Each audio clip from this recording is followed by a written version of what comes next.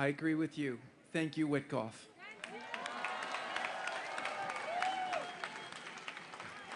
I've had the great honor for the last 10 months of working with Steve very closely, even more so in the last month. And I have to tell you, it's been an honor to me to work with such a special man who's approached this impossible task with a full heart and with a full commitment. And when things got tough and we ran into brick walls, every time that happened, we just said, let's make a new plan, let's try again. And that's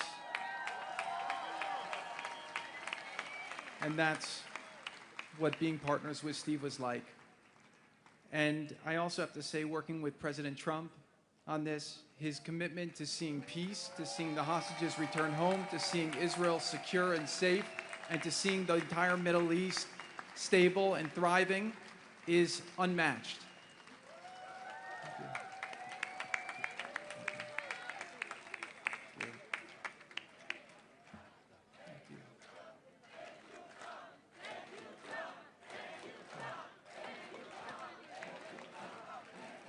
That's right. Thank you, President Trump, for the amazing job you did and for your commitment to bring this horrible conflict to an end. October 7th for me was a shattering day. My wife and I were at a friend's wedding in Colorado, and I remember hearing the news, and I just went to the hotel room, and I was looking at videos and trying to speak to whoever I could to get information, and I just stayed there all night, and I cried. Seeing some of these acts that were committed on that day made me think about how fortunate we are to have a society with rules and laws and people with morals.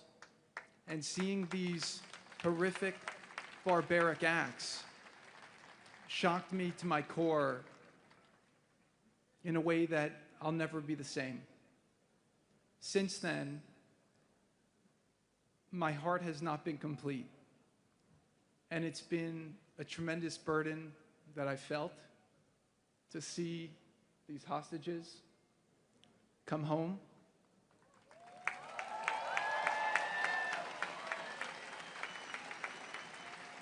To see their families get the closure they deserve and to end this nightmare.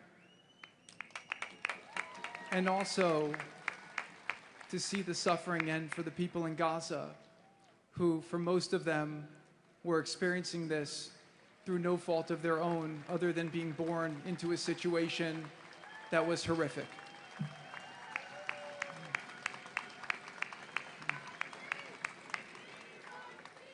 We're not going to celebrate tonight. We're going to celebrate on Monday when the phase 1 gets into conclusion.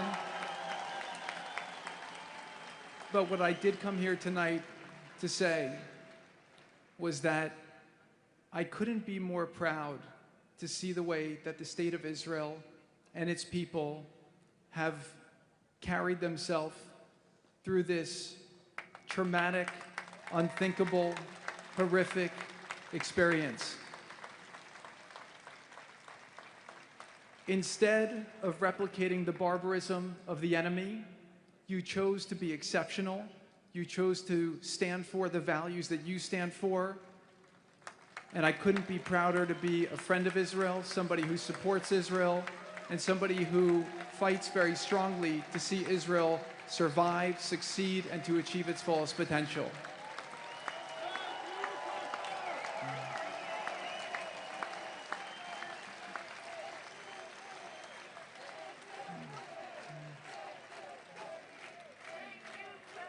Thank you. All I know, and I have complete confidence in this, is that what will rise from this trauma will be a level of greatness, a level of achievement, a level of impact on the world, a level of leadership that Israel has never seen. And I encourage you all to go forward, to seize that opportunity. And as we close this chapter, let's learn from the challenges and the pain of the last few years, and let's do our best to make Israel, to make the region, to make the world as peaceful, to build bridges of understanding, to eliminate hatred in ourselves, hatred for others, and to really lead with love and understanding. So I thank you all for the tremendous commitment you've all shown, for the support that you have given to these amazing families through such a horrific time. And just the final thing is, I just want to thank the amazing soldiers of the IDF.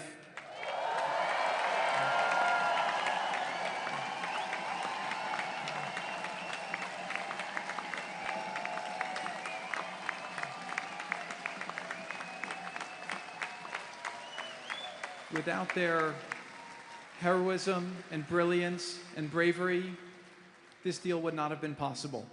So really want to give a big tribute to them. So God willing, we've accomplished the first phase. It's been very, very rocky. Steve and I will one day tell the stories. They'll make you laugh. They'll make you cry. It was crazy. I noticed he had no four-letter words in his speech because I think he used them all up in the negotiation. But I think that it's a really great thing, hopefully, to celebrate Monday. So really an honor to be with all of you tonight, and I'll introduce my wife, who wants to say a couple words.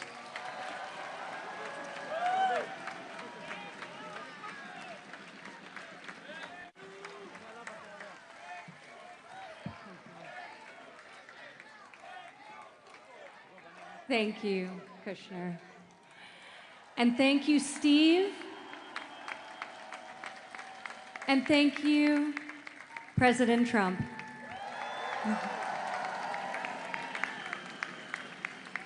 Tonight, as we stand here together in Tel Aviv, we honor the strength of every family waiting, praying, and believing.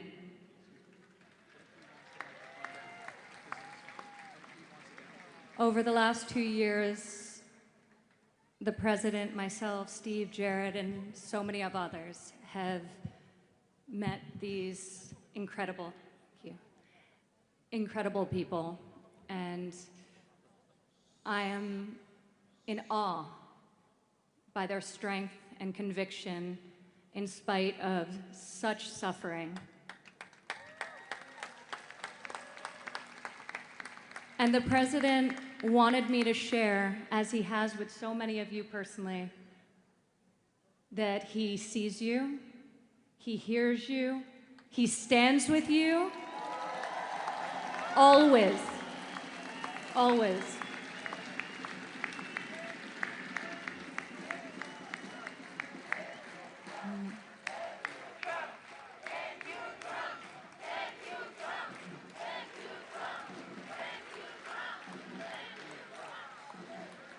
The return of each hostage is not only a moment of homecoming and relief, it's a triumph of faith, of courage, and of our shared humanity.